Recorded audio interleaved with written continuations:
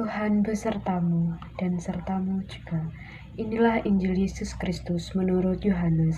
Dimuliakanlah Tuhan. Sekali peristiwa, Yesus bersabda kepada para murid-Nya, "Barang siapa memegang perintahku dan melakukannya, dialah yang mengasihi aku. Dan barang siapa mengasihi aku, ia akan dikasihi oleh Bapa-Ku, dan aku pun akan mengasihi dia, dan akan menyatakan diriku kepadanya." Yudas yang bukan Iskariot berkata kepadanya, "Tuhan, apakah sebabnya maka engkau hendak menyatakan dirimu kepada kami dan bukan kepada dunia?" Jawab Yesus, "Jika seorang mengasihi aku, ia akan menuruti firman-Ku, dan Bapa-Ku akan mengasihi dia, dan kami akan datang kepadanya dan diam bersama-sama dengan dia. Barang siapa tidak mengasihi aku, ia tidak menuruti firman-Ku, dan firman yang kamu dengar itu bukanlah daripadaku, melainkan dari Bapa yang mengutus aku. Semuanya itu kukatakan kepadamu selagi aku berada bersama-sama dengan kamu. Tetapi penghibur, yaitu Roh Kudus yang akan diutus oleh Bapa dalam namaku, dialah yang akan mengajarkan segala sesuatu kepadamu dan akan mengingatkan kamu akan semua yang telah kukatakan kepadamu. Damai sejahtera kutinggalkan bagimu, damai sejahtera kuberikan kepadamu. Dan apa yang kuberikan tidak seperti yang diberikan dunia kepadamu. Janganlah gelisah dan gentar hatimu.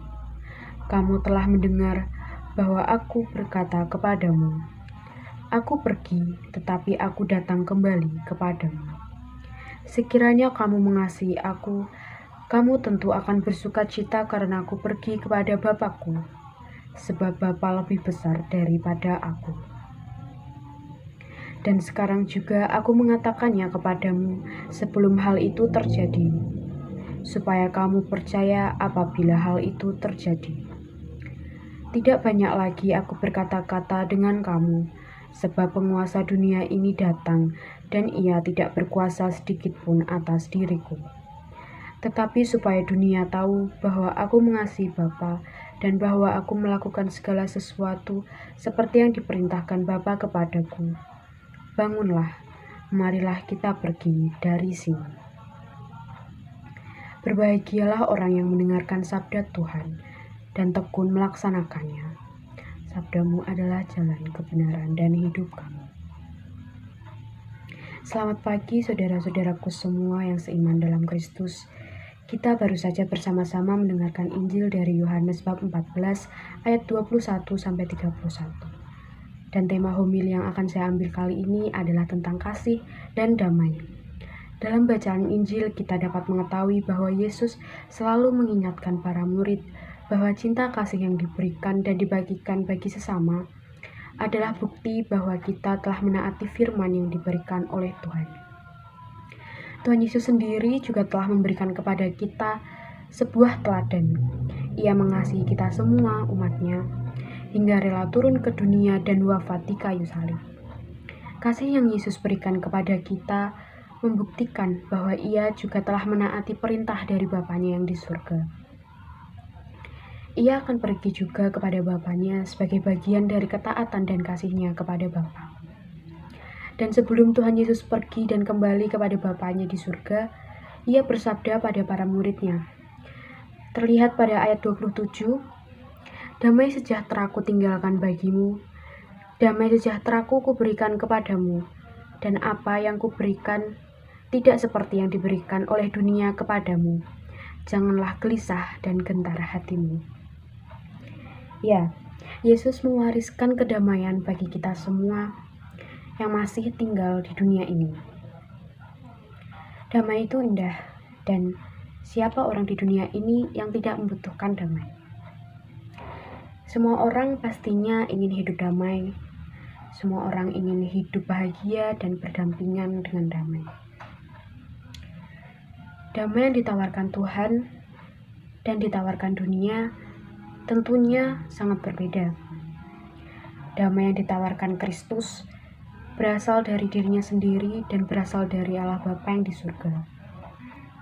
Damai akan diberikan sebagai anugerah bagi mereka, orang-orang yang percaya dan mengasihi Yesus dan Allah serta menaati segala perintahnya.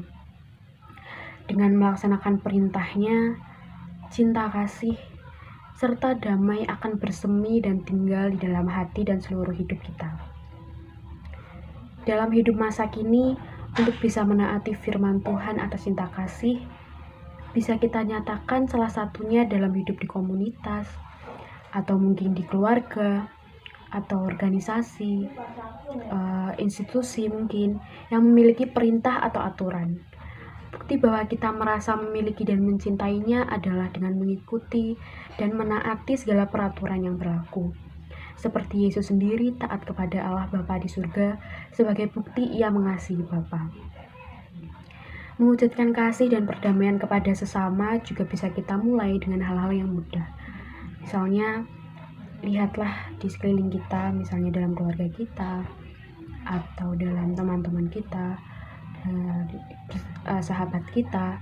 Mungkin dari mereka ada yang sedih, mungkin lagi ada yang marah, kecewa, atau bahkan kesepian. Maka hiburlah mereka, luangkanlah waktu untuk mendengarkan keluh kesah mereka, atau setidaknya kita memberikan diri kita untuk ada di samping mereka dan menemani mereka dalam kesusahan mereka, agar mereka tidak berpikir bahwa mereka sendiri dalam segala rintangan yang ada di hidup mereka.